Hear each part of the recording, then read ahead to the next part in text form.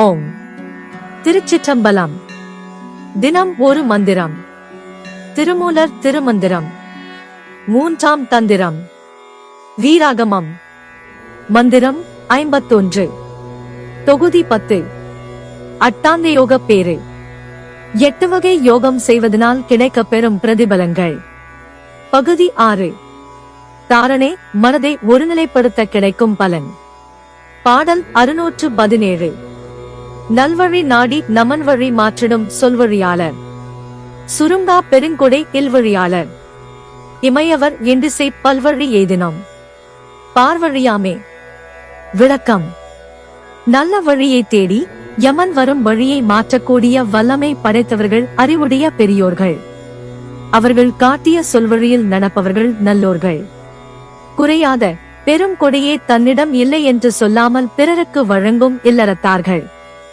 இப்படிப்பட்ட கொடை பண்பும் நல்வழியும் உடையவர்கள் தேவர்கள் வாழும் திசைகளுக்கோ அல்லது வேறு எந்த உயர்ந்த உலகங்களுக்கோ சென்றாலும் சரி, அவர்கள் சென்ற அந்த வழியே மற்றவர்களுக்கு பின்பற்றுவதற்குரிய சிறந்த வழியாகவும் புகழடையும் வழியாகவும் மாறிவிடும் என்கிறது இந்த திருமந்திர பாடல். மனதை ஒருநிலைப்படுத்தும் போது ஏற்படும் மனமாற்றத்தை இப்பாடல் வழியாக தெளிவுபடுத்துகிறார். யார் ஒருவர் நல்வழியில் நின்று தன்னிடம் உள்ளதை மற்றவர்களுக்கு வாரி வழங்குகிறாரோ அவர் மரணத்தைக் கண்டு அஞ்சத் தேவையில்லை. அவர் இந்த உலகில் இருந்தாலும் அல்லது வேறு உலகிற்கு சென்றாலும் அவருடைய புகழும் அவர் வாழ்ந்த முறையும் மற்றவர்களுக்கு வழிகாட்டியாக அமையும். அதற்கு தாரணை எனும் யோக பயிற்சி செய்து வந்தால் இந்த பலன் கிடைக்கும் என்று இப்பாடலில் உணர்த்துகின்றார் Thirumoolar. Explanation.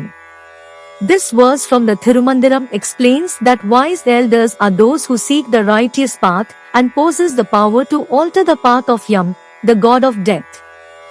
Those who follow the path of wisdom shown by them are virtuous people. Householders who possess unwavering and great generosity, giving to others without hesitation, even if they reach the realms of the gods or any other higher worlds, their path becomes the best path for others to follow and a path to glory. This verse clarifies the transformation of the mind that occurs when the mind is focused.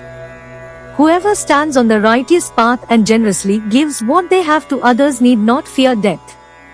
Whether they remain in this world or go to another, their fame and the way they live will serve as a guide for others. Thirumular conveys in this verse that this benefit can be attained by practicing the yogic discipline of dharana, focusing the mind.